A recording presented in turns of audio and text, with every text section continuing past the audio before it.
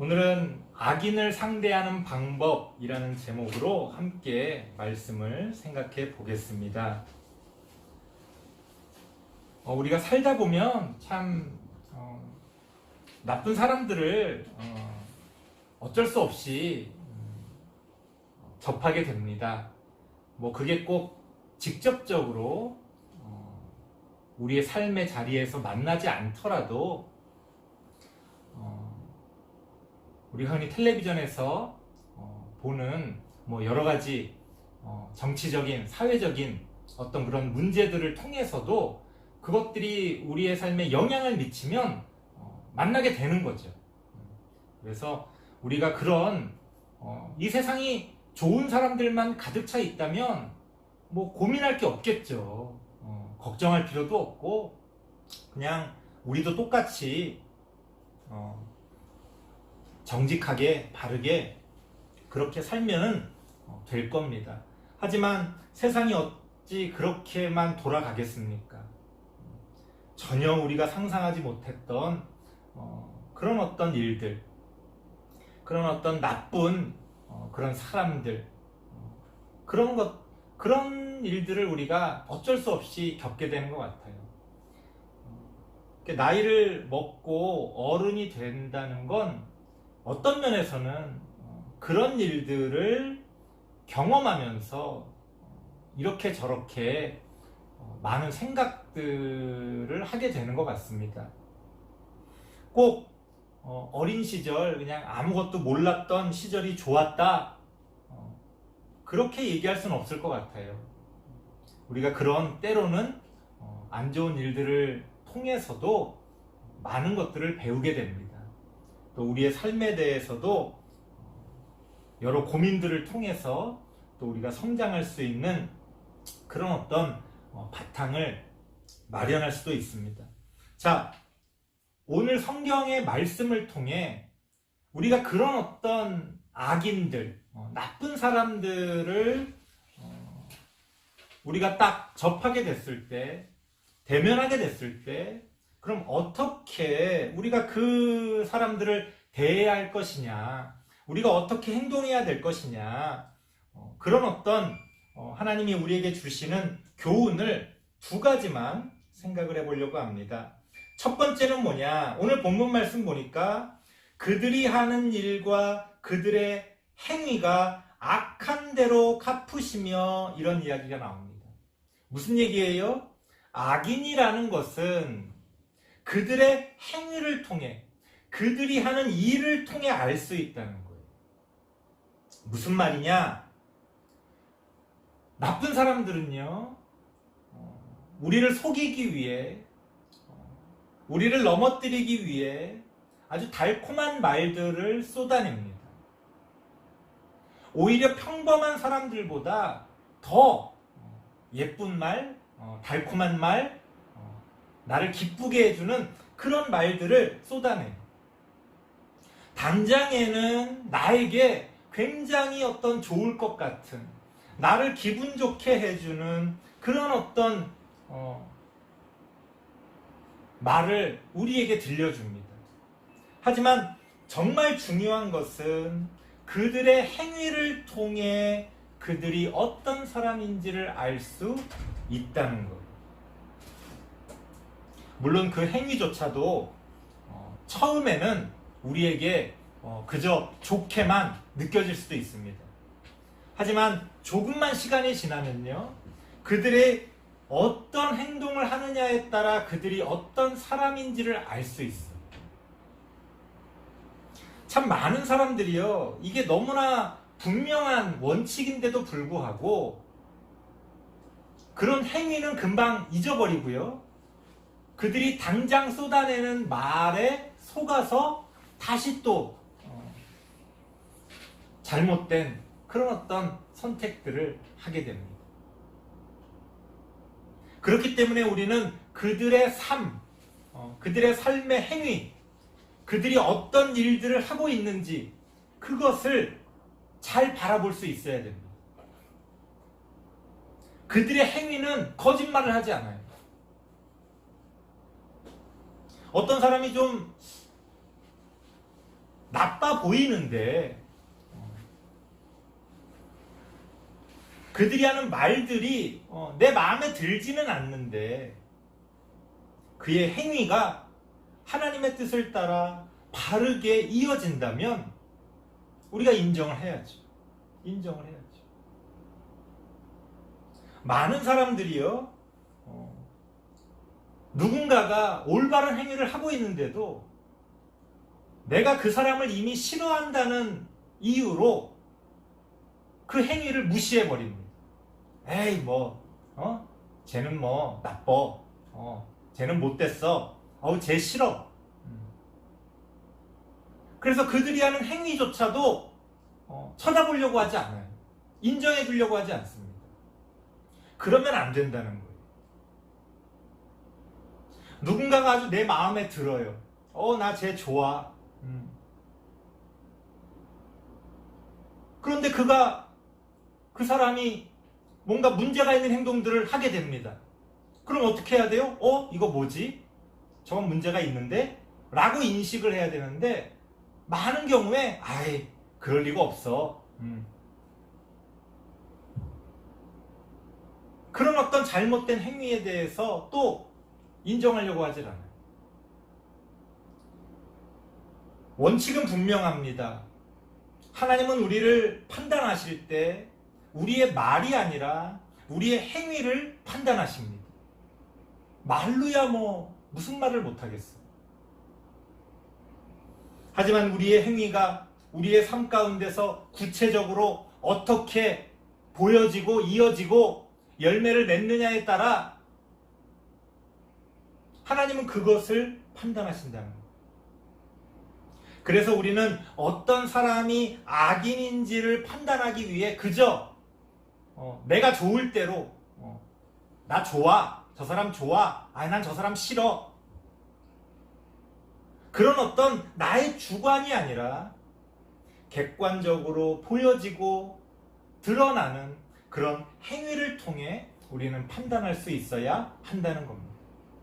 악인이 누구인지를 판단해야 어떻게 대해야 할지를 우리가 생각해 볼 수 있지 않겠습니까? 그런 면에서 성경은 분명히 이야기합니다. 악인은 그가 하는 일과 행위를 통해 드러난다라고 말씀하고 있습니다. 우리는 그렇게 누가 악인인지, 나도 마찬가지입니다. 내 스스로를 바라볼 때도 마찬가지예요. 내가 하는 말이 아니라 실제로 내가 하는 일이, 내가 하는 행위가 어떠하냐에 따라서 우리 스스로를 바라볼 때도 그래야 합니다. 얼마나 우리의 일상생활 가운데 이러한 원칙들이 지켜지지 않는지 모릅니다. 그래서 우리는 착각을 해요. 내가 누군가에게 나쁘게 행동하면서도 나는 잘해줬다라고 착각합니다. 누군가가 분명히 악인인데 나랑 친하다고 해서 그것을 인정하지 않습니다. 누군가가 분명히 선한 사람인데 내가 좋아하지 않는다고 해서 우리는 얼마나 그런 어떤 사람들을 잘못 대하는지 모릅니다. 그렇게 우리는 악인이 누구인지 분명히 행위를 통해 바르게 판단할 수 있어야 합니다. 두 번째는 뭐냐? 이게 참 어려운 문제인데요. 4절 말씀 하반절에 보니까 그들의 손이 지은 대로 그들에게 갚아 그 마땅히 받을 것으로 그들에게 갚으소서. 하나님께서 그들의 잘못된 행위를 악인들에게 갚아달라고 오늘 성경에 이야기하고 있습니다. 이게 무슨 얘기냐? 악인은 하나님이 심판하신다는 거예요. 오해하면 안 됩니다. 우리의 일상생활 가운데서 나쁜 사람들을 벌하지 말고 나쁜 사람들을 그냥 내버려 두자, 그런 뜻은 아니에요. 우리가 할 수 있는 거는 해야 되겠죠. 법을 만들고 최대한 그런 나쁜 사람들이 활개를 치지 못하도록 좋은 어떤 제도들을 만들어가고 이런 것들이 당연히 필요할 겁니다. 그럼 성경이 왜 그들의 죄를 하나님이 갚으실 것이라고 이야기하느냐? 이런 거예요. 내가 나의 삶 가운데서 나쁜 사람을 미워하고 그 나쁜 사람의 죄를 내가 심판하려고 하다 보면 어떤 일이 벌어지느냐? 나도 모르게 나의 모습이 그 나쁜 사람, 그 악인을 닮아갑니다. 그런 말이 있잖아요. 미워하면서 닮는다고.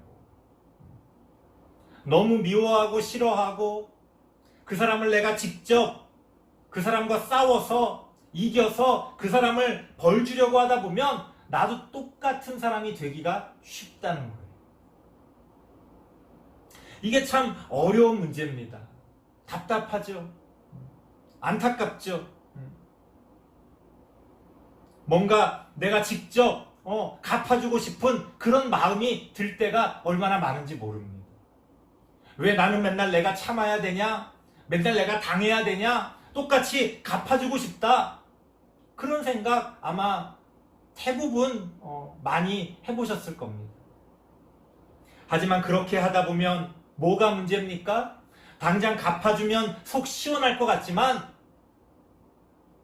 나도 똑같은 모습으로 변해 간다는 거예요. 목사님도 막 복수하는 그런 어떤 영화들 재밌게 봅니다. 왜? 현실에서 그렇게 하지 못하기 때문에 영화를 통해서 재밌게 보는 거예요. 하지만 만약 현실에서 우리가 그 영화에 나오는 장면들처럼 똑같이 복수를 한다면 어떤 일이 벌어집니까? 영화를 예로 든다면 살인자를 벌주기 위해 내가 살인을 저지르는 일이 영화의 장면에서 얼마나 많이 나옵니까? 그게 영화니까 우리가 속 시원하게 보지만 생각해보면 그게 우리의 현실이라면 나쁜 놈을 잡으려다가 내가 나쁜 놈이 되는 일이 벌어지는 거죠. 우린 이렇게 이야기합니다. 어쩔 수 없지 않냐? 그럼 그냥 내버려 두냐? 하나님을 믿지 못하면 우리가 직접 갚아주고 싶습니다. 그럴 수밖에 없죠. 하지만 하나님을 믿는다면 하나님이 갚아주실 것으로 여러분들이 믿고 나아가야 됩니다. 이게 참 어려운 문제예요. 그렇기 때문에 믿음이 어렵습니다. 하나님을 믿는다는 게 그래서 힘이 듭니다. 하지만 하나님이 우리에게 그렇게 말씀하실 때는 이유가 있어요. 우리 지난주에도 그런 말씀 드렸죠? 하나님이 우리에게 어떤 것들을 명하실 때는 이유가 있어요. 우리 생각에는 그게 좀 답답하고 뭔가 좀 속 시원하지 못하지만 결국 시간이 흘러보면 아하, 그래서 하나님이 그러셨구나. 나중에 하나님의 뜻을 깨닫게 됩니다. 악인은 하나님이 심판하신다는 게 성경의 말씀입니다. 다시 말씀드립니다. 오해하지 마세요. 나쁜 사람들을 그냥 내버려 두자는 게 아니에요. 그게 아니라 어느 선을 넘어서서 그 악인을 벌주기 위해 내가 악인이 되는 일은 없어야 한다는 거예요. 그렇다면 그것은 마귀만 기뻐할 일이죠. 누가 승자가 됩니까? 다 패자가 될 수밖에 없는 그런 일입니다. 왜 전쟁을 나쁘다고 말합니까? 누가 잘못했건 전쟁이 벌어지는 순간에 모두가 패자가 되기 때문에 그래요.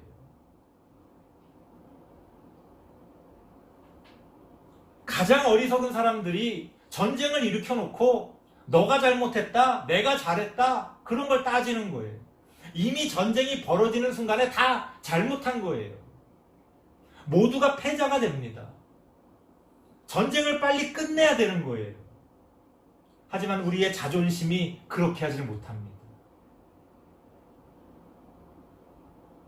마찬가지로 우리가 악인을 심판할 때도 그런 잘못을 범할 수가 있다는 거예요. 누구를 위한 심판인지, 무엇을 위한 심판인지를 잊어버리게 됩니다.